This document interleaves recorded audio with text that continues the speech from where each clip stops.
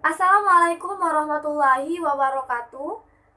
Perkenalkan, nama saya Okta Heriani dari semester 4 Sekolah Tinggi Ekonomi Islam Prabu Muli. Di sini saya akan mereview tentang sejarah berdirinya bangsa Indonesia dan lahirnya Pancasila.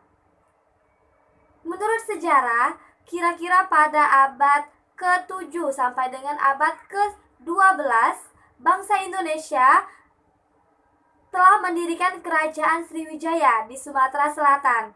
Lalu kemudian pada abad ke-13 sampai dengan abad ke-14 didirikan pula kerajaan Majapahit di Jawa Timur. Kedua zaman itu merupakan tonggak sejarah bangsa Indonesia. Karena bangsa Indonesia pada masa itu telah memenuhi syarat-syarat suatu bangsa yang mempunyai negara. Kedua kerajaan itu merupakan negara-negara berdaulat yang bersatu, serta mempunyai wilayah yang meliputi seluruh Nusantara Indonesia. Pada zaman tersebut, kedua kerajaan itu mengalami kehidupan masyarakat yang sejahtera.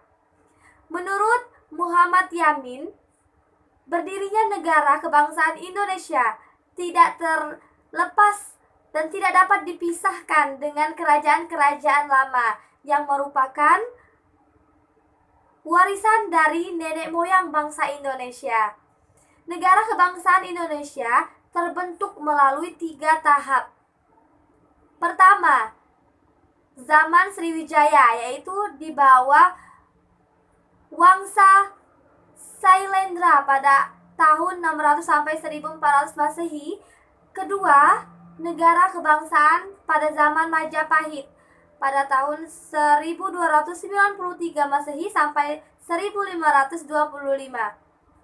Kedua tahap negara bangsa tersebut adalah negara kebangsaan yang lama. Dan yang ketiga, negara kebangsaan modern, yaitu negara Indonesia Merdeka 17 Agustus 1945. Baik teman-teman, ringkas cerita, langsung saja pada subbagian ini meliputi proses perumusan Pancasila dan Undang-Undang Dasar 1945, proklamasi kemerdekaan dan maknanya, dan proses pengesahan Pancasila, Dasar Negara, dan Undang-Undang Dasar 1945.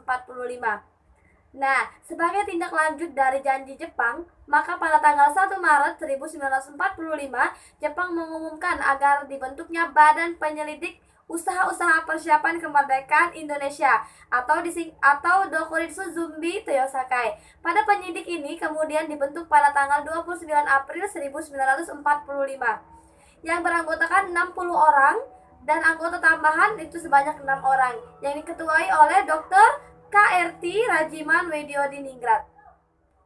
Dengan adanya Badan Penyelidik Indonesia, bangsa Indonesia telah dapat secara legal mempersiapkan kemerdekaannya, perumusan syarat-syarat yang harus dipenuhi oleh negara yang merdeka.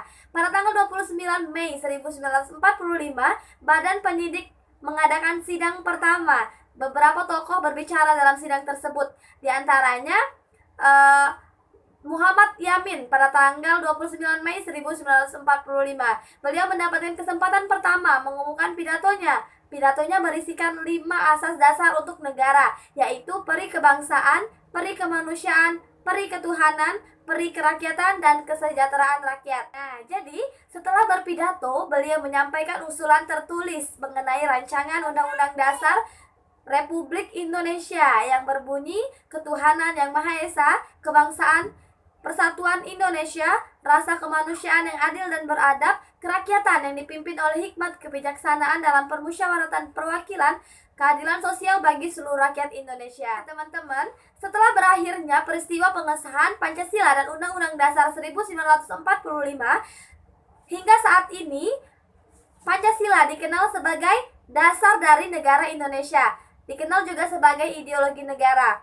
Adapun bunyi Pancasila yang telah disahkan sampai dengan sekarang yaitu 1. Ketuhanan yang Maha Esa, 2. Kemanusiaan yang adil dan beradab, 3. Persatuan Indonesia, 4. Kerakyatan yang dipimpin oleh hikmat kebijaksanaan dalam permusyawaratan perwakilan, 5. Keadilan sosial bagi seluruh rakyat Indonesia.